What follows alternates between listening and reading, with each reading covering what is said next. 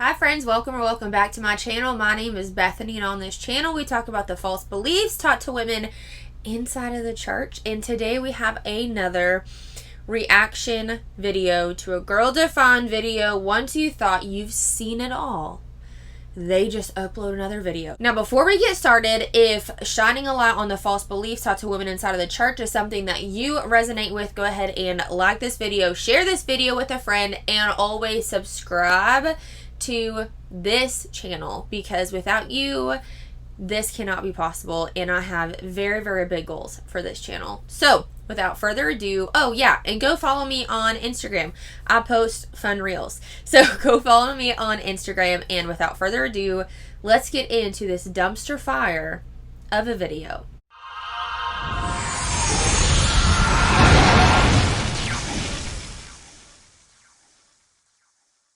Alright, so today's video we're doing, like I said, a commentary reaction video. I did watch this video through its entirety because I had a video that came out last week or the week before, and it was a girl defined video. It was with Dave and Bethany, and I didn't go through that whole entire video before doing a reaction because it's a reaction video. And it was a little boring until the end, and then it was like, oh my god, what's going on? This isn't real life. So I wanted to go through this video just to see if it was going to be good enough, and oh my god, through the video, I wanted to ram my head against a wall, right? So let's get into it, shall we? Oh, the title of this video is called Why Modern Marriage Vows Are Leading Towards Divorce. I am ready for all of the stats. I am ready for all of the actual information that they have for us today.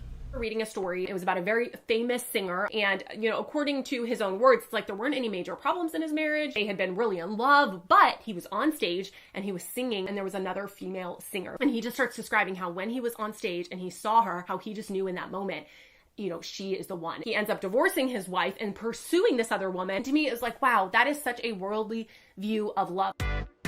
What's up, sisterhood? It's Bethany and Kristen. And we are talking about marriage vows. I have been hearing more and more marriage vows that go like this: as long as our love shall last. So to death do you part is no longer a thing, and Put it to death. As long as our love shall last. And I am telling you, like, how can people in good conscience stand up there and think that's a good idea? I mean, it's like, well, there are really hard days. There are really hard times. And it's like, my love don't feel like it's lasting. So peace out. I mean, come on. I feel like we need something a little bit more solid and something that's going to at least set us up for success, So we're going to kind of unpack that and why the two of us think that those marriage vows are just a really bad idea. And with wedding season upon us, we would encourage you to seriously think through, what you're hearing when you hear wedding vows, what you would want your wedding vows to be, and what they actually mean, because they're serious. Yeah, and what they You want to hear a funny story? Yeah, me and my husband didn't have any vows. We didn't have any vows. I think they're putting way too much emphasis on vows, I guess, because we didn't have any vows, but their view of a worldly love and worldly marriage is not what we believe in, nor do we portray in our relationship. And we'll just listen. Represent. Yeah, what they represent. Because they're coming from a place of perspective, right? It's like a worldview that you're entering into marriage with, and your wedding vows represent that worldview. And I think in many ways, not in every case, but I think what your wedding vows say in so many cases will determine the strength and the longevity of your marriage based on... Well, I sure hope not, because like I said, we didn't have vows. how you're entering into your marriage, what kind of mindset you have. So there's a worldly way to enter into marriage, and then there's a very biblical way to enter into marriage. And as Christian women, which is what this is geared toward, we want to encourage you to really think carefully about your perspective about marriage, about that relationship, specifically about those vows, what they represent, and what God wants for us in biblical godly marriages. We want to say a quick shout out and a thank you, and give you a free resource if you are like, man, I want to have a godly marriage one day. I want to know, you know, how. I'm going to go ahead and cut out their whole ad for everything and anything that they're selling or giving away for free. So we're going to skip this part. Okay, so I'm going to share a story that is like the epitome of what happens when you go into marriage with this idea of as long as our love shall last. Or if you go into marriage, as long, you know, till death do us part, but really in your heart, you're like, and with a million caveats, with a million things that, oh no, the marriage will end if this happens. So I remember reading a story. It was about a very famous singer, a male singer, and it was supposed to be this beautiful love story. That's what the whole purpose of this like interview was. But to me, it was like very depressing. I was like, that's not very like exciting. Like, wow. It's not very encouraging for our marriages. So basically what happened is it's the epitome of as long as our love shall last. So it's this married singer, and, you know, according to his own words, it's like there weren't any major problems in his marriage. You know, they had been really in love, but he was on stage and he was singing at this event, concert, whatever, and there was another female singer, very famous, very popular. And he just starts describing how when he was on stage and he saw her sing, and they started like talking and communicating, how he just knew in that moment, you know, she is the one. She is my soulmate. The woman that I'm married to now, she's been a part of my journey, but our love is no longer. Like, I am now moving towards this other woman. And so long story short, he ends up divorcing his wife and pursuing this other woman, and years later ends up marrying her. And the article was supposed to be this beautiful telling of like, wow, you know, how some people are in our life for a season and they may just be there to propel us towards our true soulmate. And look at what a cute couple they are. And they were just gushing over this. And to me, it was like, wow, that is such a worldly view of love. That is like not at all what a biblical covenant is. It's not at all what God designed marriage to be truly and, you know, permanently. It's this idea that as long as our love shall last, we will be together. Right. And as soon as our love fades, or I decide that this other person is my soulmate, then that chapter is over and I'm moving on. And I can see in the world's eyes how that might make sense. Like, there isn't a bigger reason or purpose for marriage, but we want you to just get a glimpse of truly. I hate when they say worldview, because technically I am now of the world because I don't identify as a Christian anymore. But that is not my view of marriage. That's not a lot of people's view of marriage. And when Bethany was saying, when you go into marriage, having all of these caveats to, well, it's probably going to end if whatever happens. Yes and no. I don't want to. Yes and no, because my brain, me and my husband have both said. Now, okay, I'll say this, but at the same time, it's like, if this were to happen, which I don't. Obviously, that's not the plan. That's not what we want. But would we work through it? I don't know. Would we? But I don't know. But when we first got together, a not red flag, but like the only big thing in that moment that we wouldn't work through, that we had talked about, is cheating. We both, in separate relationships and like separately being single, we both had that mindset of like, if I got with somebody and they cheated, done. Like, I'm not doing it. And we both came to that agreement. Well, not agreement, but we both like have that agreement with ourselves being single and came together. So it's like, yeah, of course. Like, because I understand that. So that could be a caveat, you know? And what about physical abuse? Well, I mean, sure, that you don't go into a relationship thinking, oh yeah, my husband's totally gonna do this, you know, to me. Obviously not.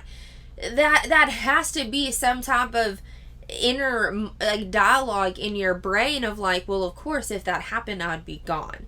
You know what I mean? So, but Christian marriages is literally, what they're literally talking about is working through every single thing.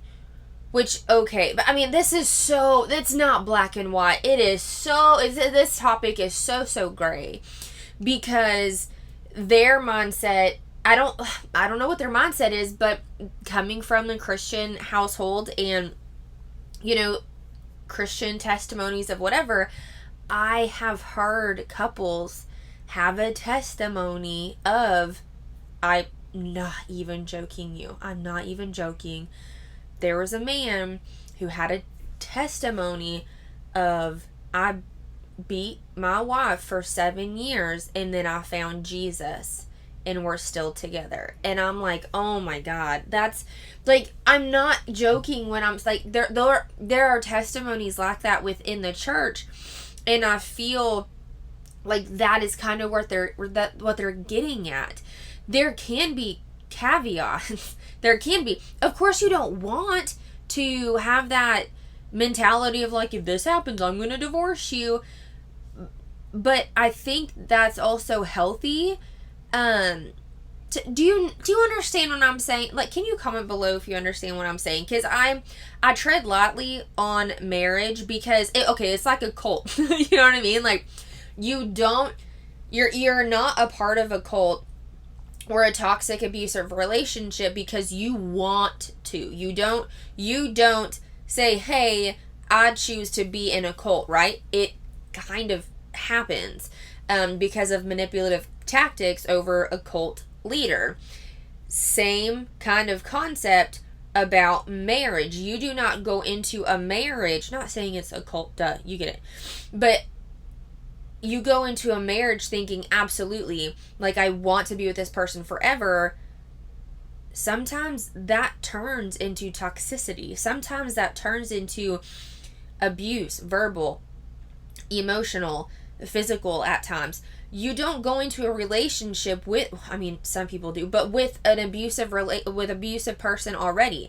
Am I making sense, or am I kind of rambling? I feel like I'm like doing both here. Like I said, I try to tread lightly on marriage because it's very, very gray, but in Christian fundamentalist beliefs, it is very black and white. You stay with your person and your person only, no matter what it is. I guess that's where I was getting at. Okay, let's go. What a covenant is all about and what marriage vows should actually be biblically. Yeah, and if you can fall in love, right? That term is very popular, very feelings-based. Relationships are often based on infatuation, this idea of a soulmate, this cosmic connection, like I found the one.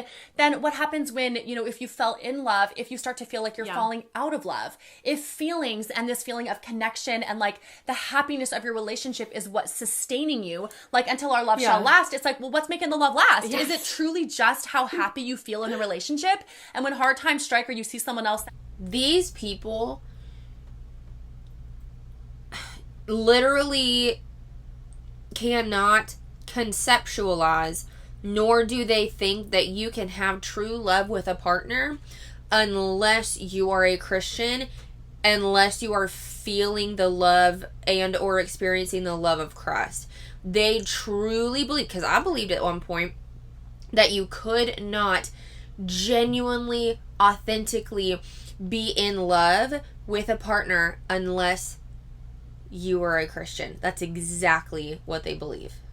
Else that you feel more drawn to, that's the end of your love. Like, it doesn't last anymore. Now I'm falling out of love. Like, those are very popular terms. And it's this, to me, it's a very unstable. Yeah. They're also using one example. To define worldly marriages. Worldly meaning anything and everything besides being an identified Christian marriage.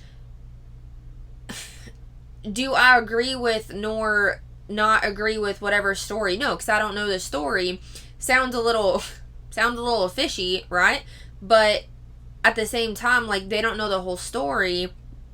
And again, this is one example of somebody's relationship, marriage, I don't want to say being destroyed, but ending because they found somebody else. Not saying that's okay by any means, no.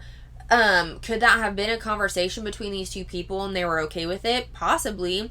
But again, they're using one example of a failed marriage, identifying that to every worldly marriage out there. Does that make sense? That's not accurate. Insecure place to be, because your love is based on something so shaky and something that's not permanent at all. Like either of you could fall away or, you know, like fall out of love. It might not last for whatever reason. And to me, that just does not seem like a very secure way to even enter into your marriage. And so that is very much the world's way. But when we look in the Bible, when we look biblically and we say, okay, well, where did marriage come from? And like at all? Like, okay, in the beginning, Genesis 1 and 2, we see God creating the man and the woman, creating this covenant, calling it marriage, bringing them together in this union, saying, be fruitful and multiply. We see sexual intimacy in this picture. We see family in this picture. We see all of these structures that the God of the universe created and set into motion. It comes from God. Marriage was not our idea, people. Marriage was not our idea. It was not a cultural idea. It came from God. We see that in Genesis 1 very clearly. So here we have this institution, this God-ordained, God-defined. Was Adam and Eve married? I don't think... Was that a marriage? I don't think I was ever taught that Adam and Eve was an actual marriage. I'm going to have to do some digging on that, so maybe I can debunk that, but I don't think God designed marriage. I don't think that there's... I would love for them to explain polygamy in the Bible. I would love that, but they won't touch that subject. Institution, marriage. And then we see, okay, well, what is love? Is love really just emotion? Is it really just feeling? Is it infatuation? Is it Cupid striking me? Like, what is it?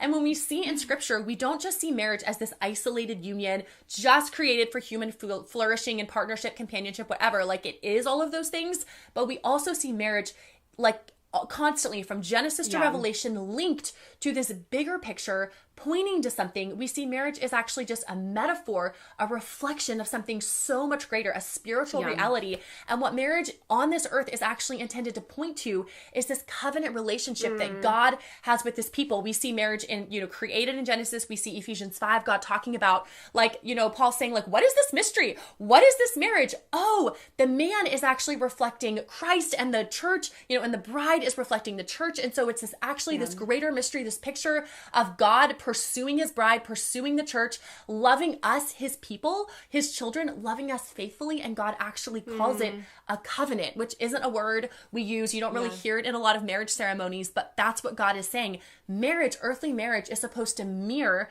the covenant that God has with his people, that God has. Okay, so they were married. It says Genesis, if you even care, Genesis 23.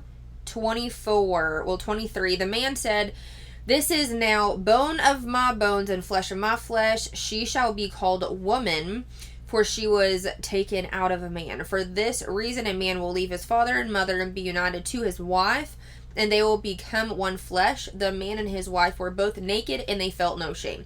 So, okay, they were referring to Eve as his wife. Okay. But I don't really care. I just wanted to see, because I've never really been taught that they were married, but anywho. With his bride, the church, and a covenant, if you break down the definition, literally means a promise so strong it cannot be broken. It's not just, until our love shall last, until we stay in love. God's saying, no. Earthly marriage is a reflection of my love for you. And my love for you as my people is a covenant. It's so strong, it cannot be broken. And so when you, on this earth, enter into that marriage covenant, you are portraying something so permanent, so lasting, so faithful. It's a reflection of me and my character. And so it's something that we should take so seriously. When we enter into marriage, I know for Zach and me, our marriage hasn't just been all rainbows and butterflies. We've had hard times. We have gone through hard stuff. And if our marriage was just about feelings and happiness in those moments, I don't think our marriage would be lasting, right? We both choose, and our marriage is filled with blessings and so much happiness because we choose to base our love on a choice to love the other person, to pursue and cultivate our love. Over time, your love is cultivated and grows.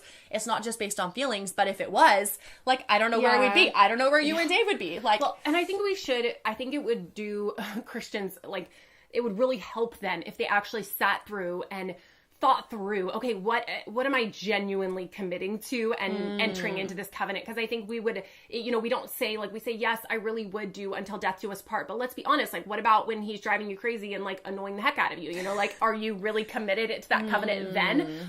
What if you find out? I hated this example because they take, Bethany she literally compared an annoyance to being committed in a marriage where there are so many other attributes of a person that could make you question if you're going to be committed to them, not annoyances. And the fact that they're so naive. God, they're so naive, and you can so tell that they were raised within the church because they have been taught for so long, and now that they believe, and now they are teaching that anything outside of a Christian relationship, you're just basing things on feelings. You're basing things on feelings, and that's not true love because you don't know the love of Christ. And how can you love somebody if you don't have the love of Christ? And what's the foundation, really? Like, I don't truly, I would bet so much money that they don't have friends. They don't have, like, Christian couple friends who are not Christians. I'm sure they don't even allow themselves to do that. But it's a very, very naive concept to have that every worldly relationship out of a Christian relationship is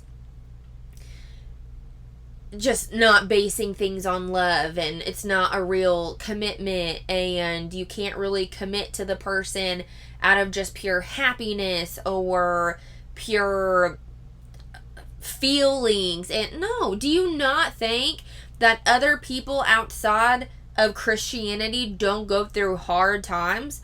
Do you not think that? Because that's a very, very ignorant, naive thing. It's more ignorant than naive, to be honest, thing to truly think. Like, people go through hard shit, Christian or not, and for you to compare annoyances of everyday life sometimes to committing to a marriage, it really downplays. It really downplays it. Does that make sense? It really downplays just hardships that people go through, I guess, in my opinion. You find out you're, like, struggling with an addiction, pornography. Like, are you committed to the covenant and walking through those hardships with counsel, with help, with all of those things? Like, not just doing this on your own, like going through these steps. Are you committed in those moments? So I think we think of all the sparkles and the butterflies and the rainbows, like you're saying, like, of course I'll commit to this covenant. Yes, I'll enter this till death do us part. But, like, maybe we should stop and think through some of the... This is why I believe, in my opinion, that a dating relationship and an engagement should be longer than 6 months or a year, because you'll probably go through some hardships while you're dating and see your partner and even yourself how you react in those real life situations before getting into a real life marriage. And if there are red flags going off in those arguments, if there are things being done that you're like, oh, no, like, we're just dating, but I cannot commit to this, perfect, get out then. But in my case, we've been through some shit over the last almost 3-ish years, I think. I think we dated for a year, we were engaged for a year, and then we got married, and we dated for a year and a half. Whatever, it doesn't matter. But I really think that that's why our marriage now has been, I don't want to say a piece of cake. That's not, it's not true. But we also have been down rougher roads not being in our marriage. So now in our marriage, we've created some boundaries of, hey, when you're angry, can you take a time out and still, instead of us having this argument. Let's chill out for a second. Like, we understand how we work. And I think that's so healthy and beneficial for a marriage. So you're not figuring all of these things out in a marriage.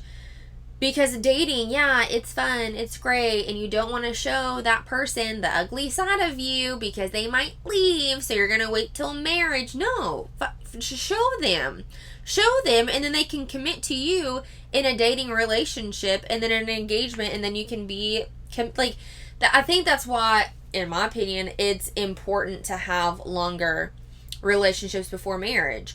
So you're not figuring the ugly part of that person out when you've made that commitment and now you're kind of freaking out about it. Don't do that. Just date the person. I don't even remember what they were talking about. Ugh. Really hard things that can happen. Those things that make us feel very disconnected. Those things that make us, feel like this, I don't want to be in this anymore. Like, let's think of those things. And then, we don't have to actually stick them in the vows, but like, let's talk through that with counselors, with mentors, and say, okay, yes, I am entering to this covenant and I am thinking ahead of time. I shake my head because their form of counsel is biblical counsel. And actually, Mickey Adkins, the therapist that I literally always talk about, who does reaction videos to Girls Define videos, she did a reaction video to Bethany talking about the counsel that she seeked out. And it was from like biblicalcounsel.com or something of that nature. And Mickey dissected why this counsel is just bullshit and why it's so much more important to go to an actual certified therapist instead of these biblical counselors who don't go through the schooling or the certifications. They just want to help people and slap a freaking title on it. So go check out her videos. I always tag her in my favorite creator stuff in the description. What those things can be. And yes, I am entering to this covenant and I'm going to love just like Christ loves me and never abandons me, never leaves me, even though I'm a wretched sinner and constantly forsaking him, he pursues me and loves me anyways. And it's like, wow, that's the type of love we're supposed to be reflecting. We cannot do this on our own. Right. Like, we need Christ. We need his help. And I mean, that's one of the reasons we wrote Love Defined, because I don't know if we have it. Yeah. Because we want to help you gain a truly biblical, a true, like, full picture of what God-defined love actually is. And so Love Defined unpacks that. It unpacks a biblical view of marriage, of love, of how to go about dating to end up in a covenant that you are willing to make that choice in. So even if you're married and you're like, I need to go back and, like, relearn some of this, Love Defined would be a huge help to you. If you're single, dating, like, this book will be life-changing. And you can get this at girldefined.com/shop. Yeah. Anything else you want to say? Yeah, I would say go listen to the most recent podcast episode that just came out on Monday. Okay, the rest of it is all just pitchy shit. Okay, so I get having your own business, right? I understand that.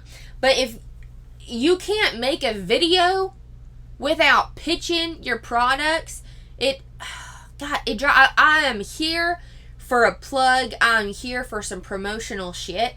But every video, they always refer back to their stuff, and it drives me nuts. I went on Bethany's Instagram, and because I was looking at some of her reels, which I'm going to do a video over some of her reels, and all of them, I am not exaggerating, all of her reels, all of her posts was a promotional for her 100 and whatever questions for like married couples that I actually talked about in another video with the high and low video that her and Dave did together. Every single reel, dude, was like a promotional. I'm like, just give value to people. Give free value. Well, I don't want to like give her business advice or social media advice, but it's like, give value and people will be more likely to do the thing. But anywho, okay, now that video is done, this video is going to be done. I'm so glad it was a short video, and I was very, very frustrated when I saw it the first time, and still frustrated now, just because of the ignorant, naive misconceptions and just not good point of views of worldly marriages, which means anything and everything besides a Christian marriage. I've seen more Christian marriages fail than I have worldly marriages. It's so sad to me that they still have this awful misconception about other marriages besides Christian marriages. Anywho, so I'm gonna go.